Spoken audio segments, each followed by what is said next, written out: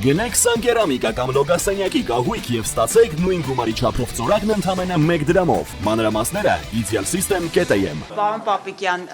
չնայած դուք հերքում եք, որ սա նախընտրական քայլ չի, բայց այդուհանդերձ տեսեք, դուք որոշել եք նախագծով, որ ամռանն է դա արվել, այսինքն ընտրություններից հետո զորակոչի ժամանակ, բայց փոխվեց միանգամից Նիկոլ Փաշինյանը մի օր որոշեց, որ դա լինելու է ձմռան զորակոչի ժամանակ։ Այստեղ այլ կարծիք կարող է լինել, ոչ, եթե ոչ նախընտրական, սա տեղավորվում է նախընտրական այդ քարոզարշավի մեջ։ Իհարկե կարող է, որովհետև մեր հանրության արձագանքներն ենք հաշվի առել, անկեղծ ասած, ի տարբերություն գործող զինծառայողների վրա տարածելուց, այն ինչ հիմա մենք արել ենք, այսինքն հունվարի 1-ից ուժի մեջ մտցնելը կամ օրենքը այդ ձևով անցկացնելը, նրա մասին է, որ եթե հունիսին դա տեղի ունենար, եւ դրա մասին արդեն խոսակցությունները կային նոյեմբերից, դա կլիներ հունվարի 1-ից հետո բանակ գնացողների համար անարդար։ Ու երբ կար հնարավորությունը հաշվարկները մեզ թույլ էին տալիս դա անել ավելի վաղ, բնականաբար մենք լսելով, անսալով մեր հասարակության մտահոգություններին, խնդրանքներին, նախագիծը չենք քննարկել, ներողություն, նախագիծը շրջանառել էինք, նախագիծը շրջանառելուց հետո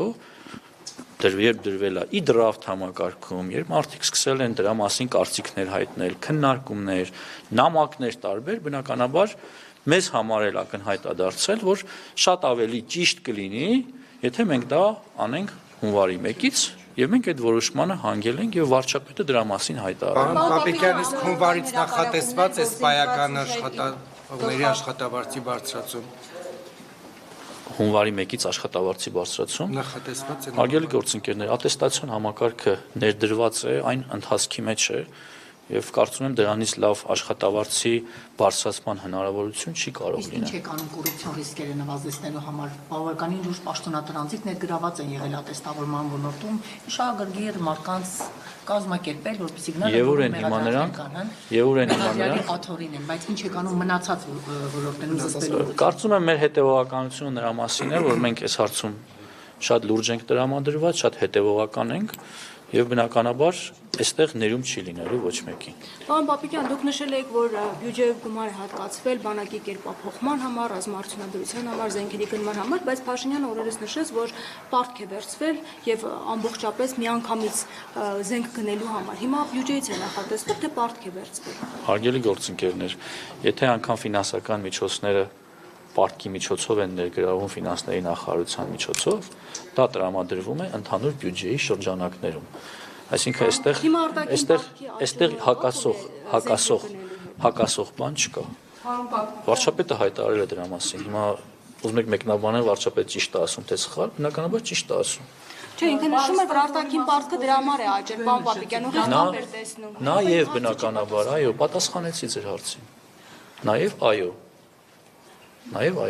Ահեստազորի մասին խոսելիս դուք թվեր եք նշում, դա եւս պետական կամ ռազմական գաղտնիք չէ, հաստորեն դա հնարավորություն կտա այլ թվերի հետ համեմատել։ Ոչ, մենք ասում ենք 16000, 20000, գուցե 26000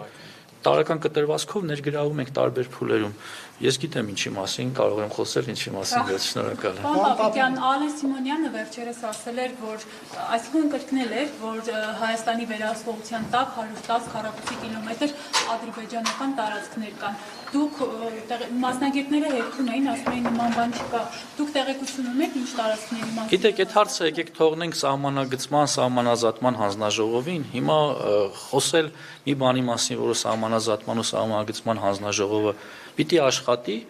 կարծում եմ հիմա ազգային ժողովի նախագահը եթե թվերը հայտարարել, ուրեմն դրա համար ունի բավարար հիմքեր, շնորհակալ եմ։ Պարոն նախարար, 27 տարին լրացած եւ Հայաստանում չգտնվող տղաների հետ կապված ինչ առաջարկում, որովհետեւ այն նախորդ օրենքը կարծեք թե ժամկետը անցել է, հիմա իրանք չեն կարողանում վերադառնալ։ Եթե չեմ սխալվում, ազգային ժողովի падգամավորներից մեկի կողմից կա նախաձեռնություն, առաջիկայում առիթ կունենանք դրան անդրադառնալ։ Հայկ Սարգսյանի նախագիծը նկատի ունեք, թե ուրիշ նախագիծ է։ Ես գիտեմ, որ Հայկ Սարգսյանը նման նախաձեռնությամբ հանդես է գալու կամ եկել է ուղղակի Եկել ուղղակի չի ընդունվել եւ հիմա այդ մարդիկ չեն կարողանում Հայաստան վերադառնալ։ ուրեմն նոր նախաձեռնությամբ հանդես կգա։ Պարոն Պապիկյան, դուք համաձայն եք, եթե վերջացրեցիք հարցը, դուք համաձայն եք Փաշինյանի այն հայտարարությանը, որ արդեն խաղաղություն է եւ մեզ ոչ թե մարտունակ բանակ է պետք, այլ պաշտպանունակ։ Հարգելիներս, նախ մարտունակությունն ու պաշտպանունակությունը դրանք եզրույթներ են, միմյանց չեն հակասում, պարզապես պաշտպանունակությունը արտացոլում է մեր երկրի սուվերեն տարածքը պաշտպանելը, ինչը շատ ավելի լավ ու ճիշտ տերմին է։ Պապիկյան, դուք վտանգ չեք տեսնում, որ հնարավոր է սահմանադրական։ Բայց դուք երկրորդ հարցն եք տալի, ես երկրորդ հարցին չեմ պատասխանում։ Դուք ժողովրդավար չեք։ Ժողովրդավարությունը հիմա խոսքը պիտի տա ազատությանը։ Դուք խոսեցիք այս սուվերեն տարածքի մասին խոսեցիք, Հայաստանի սուվերեն տարածքը Ադրբեջանի տարածքից մի զգալի հատված Ադրբեջանի վերահսկողության տակ է անցել, ամենաշատ ինքնիշխանության պաշտպանությունից խոսող քաղաքացիական պայմանագրի իշխանության պայմաններում։ Տնեք հետաքրքիր է,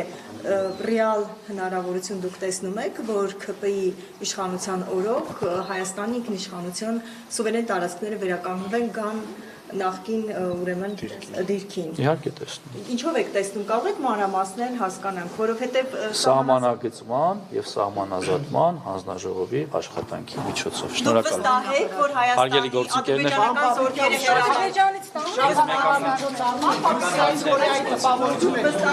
ադրբեջանական զորքերը հեռանալու են Հայաստանի տարածքից,